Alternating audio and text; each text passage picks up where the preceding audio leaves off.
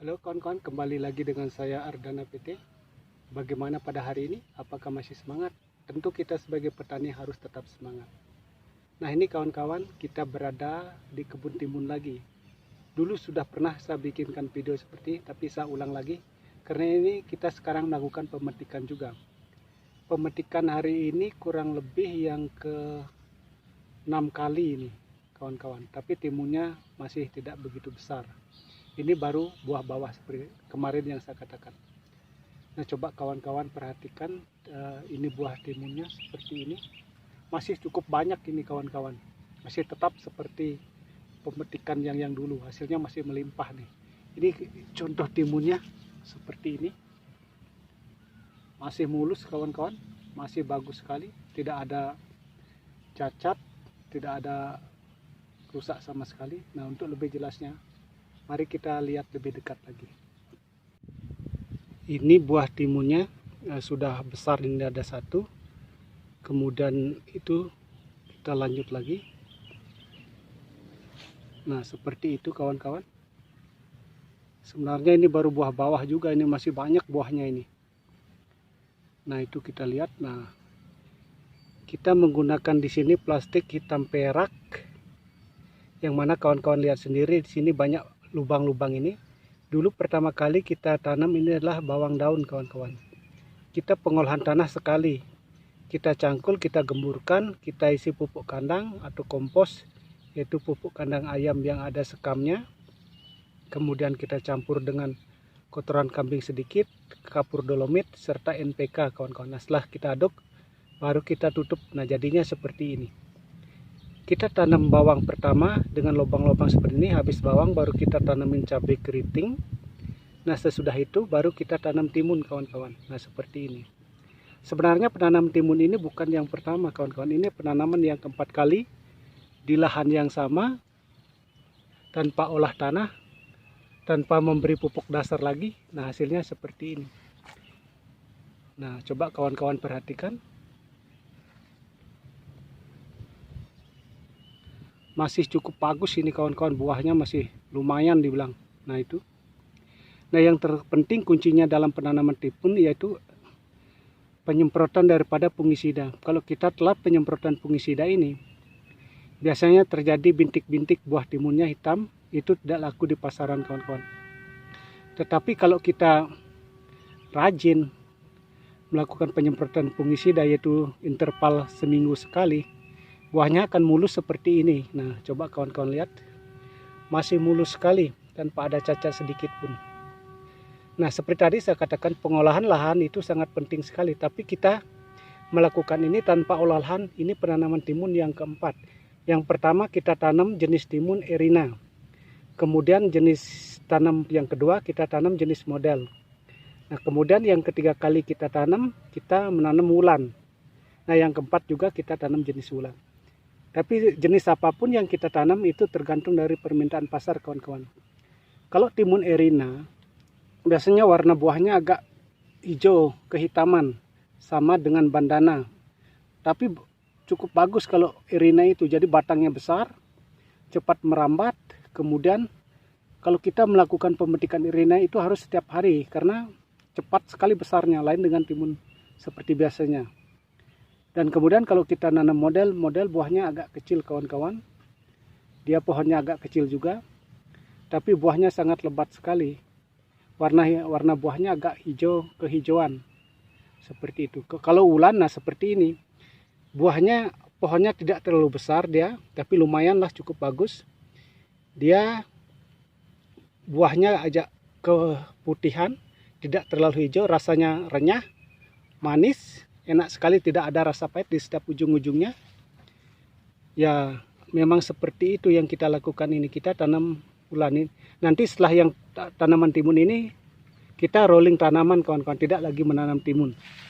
Kita tanam jenis yang lain. Apakah kita nanti tanam tomat atau cabai lagi, kita belum tahu. Belum ada keinginan untuk nanam.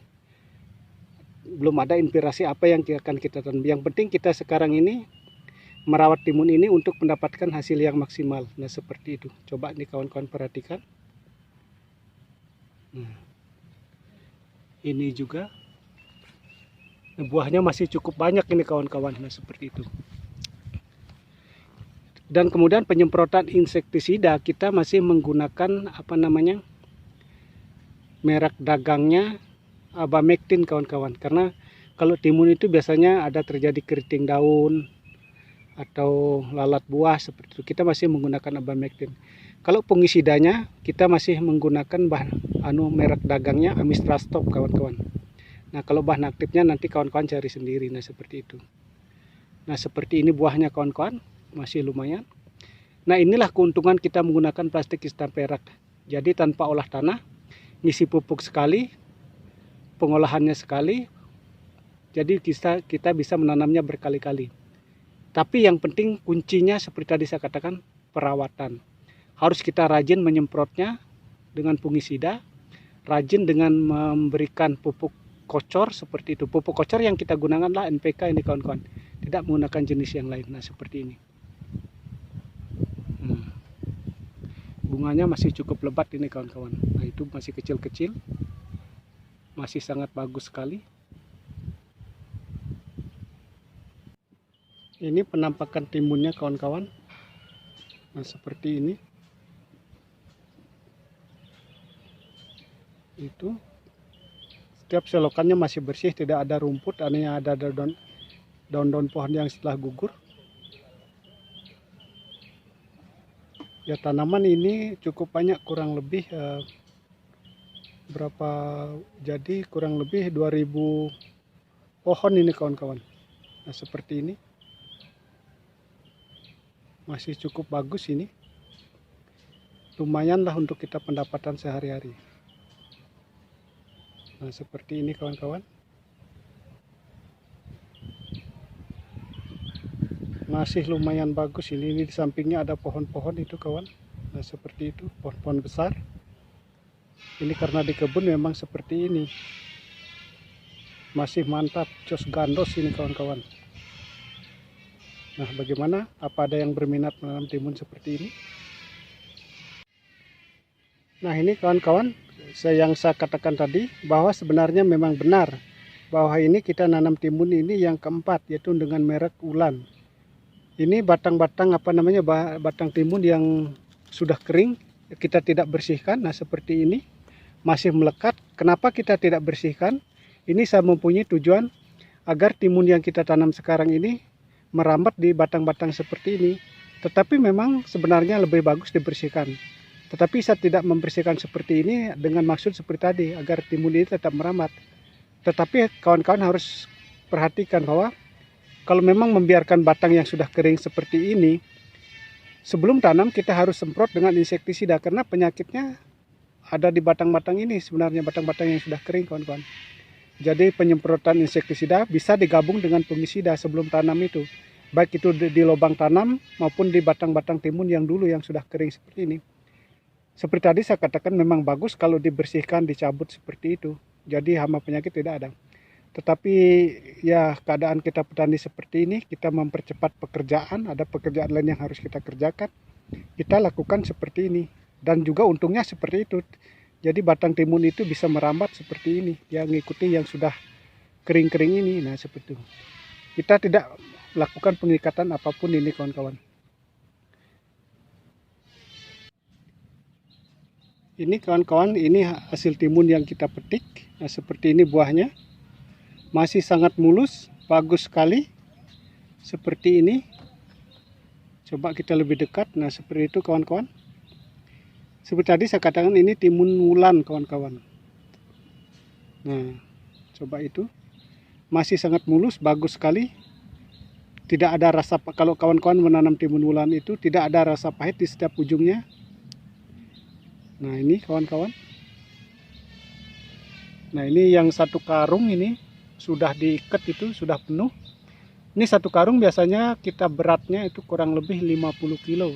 Nah itu kawan-kawan. Jadi kalau harga kita mengikuti harga pasar. Ya kalau di harga lagi naik, ya kita mendapatkan harga. Kalau lagi harga turun, ya kita turun juga seperti itu. Kita tergantung pasar. Kita tidak bisa memasarkan kehendak kita sendiri. Tetapi yang terpoin adalah, yang terpenting itu kita meningkatkan kualitas buah, menambah hasil pendapatan. Itu yang sangat penting. Nah, mungkin sampai di sini kawan-kawan, semoga ini bermanfaat bagi kita semua. Lanjut terus jadi petani, jangan menyerah, lakukan yang terbaik untuk kehidupan di masa depan. Pokoknya panen yang melimpah, jos ganos. Uhui.